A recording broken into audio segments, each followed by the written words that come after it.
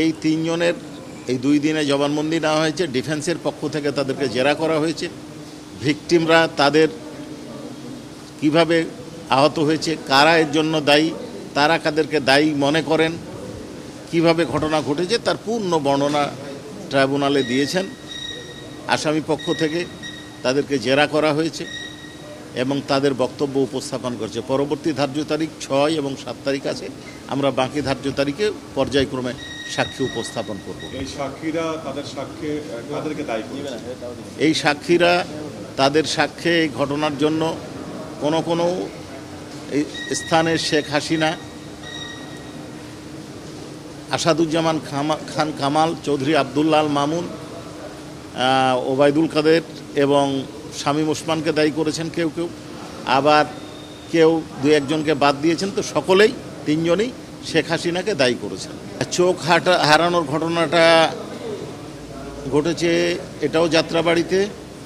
No treatment no রিলিজের এই ঘটনাটা এটাও যাত্রাবাড়িতে না, এটা না, আহতটা হয়েছে বিজয়নগরে এবং পানির ট্যাঙ্কের কাছে, এবং এটা ঘটেছে একটা সম্ভবত 19 তারিখ।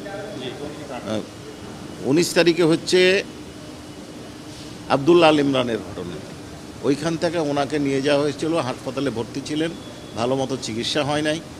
ওনার সামনে বলা হয়েছে যে নো রিলিজ নো ট্রিটমেন্ট। উনি মনে করেছিলেন যে হয়তো চিকিৎসা হবে, কিন্তু পরবর্তী যে অবস্থাগুলো দেখেছেন উনি, তাতে ওনার কাছে মনে হয়েছে যে নো রিলিজ নো ট্রিটমেন্ট অর্থ হচ্ছে যে রিলিজও দেওয়া হবে না, ট্রিটমেন্টও দেওয়া হবে না, এবং ওনার পা পচে গেছে কিন্তু চিকিৎসা দেওয়া হয়নি।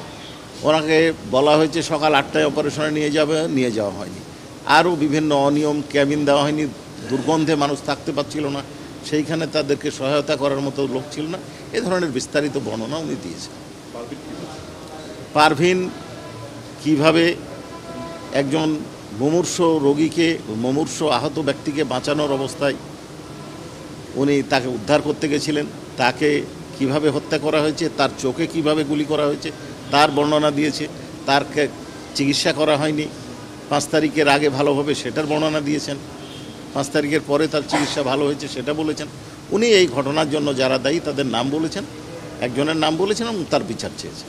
শেষে পারভিন বলেছেন যে এই বিচারটা নির্বাচনের আগেই এবং এই সরকারের আমলেই দেখে যেতে চান তারা, এবং পরে রাজনৈতিক সরকার আসলে তারা বিশ্বাস পান না। এই বক্তব্যটা যদি এই বক্তব্যটা উনি এই মামলার প্রাসঙ্গিক না হয়, এটা রেকর্ড হয় নাই। জি, উনি বলেছেন যে ওনার 2 সন্তান আছে, অন্তঃসত্ত্বা, এই অবস্থায় এবং অন্ধ হয়ে গেছেন, এক চোখ দেখেন না, এই অবস্থায় উনি বিচার না, উনি আসলে তা না।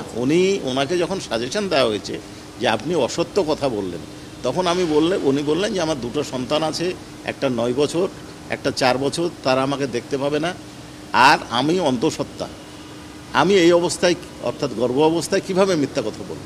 আমি যা বলেছি সঠিক বলেছি।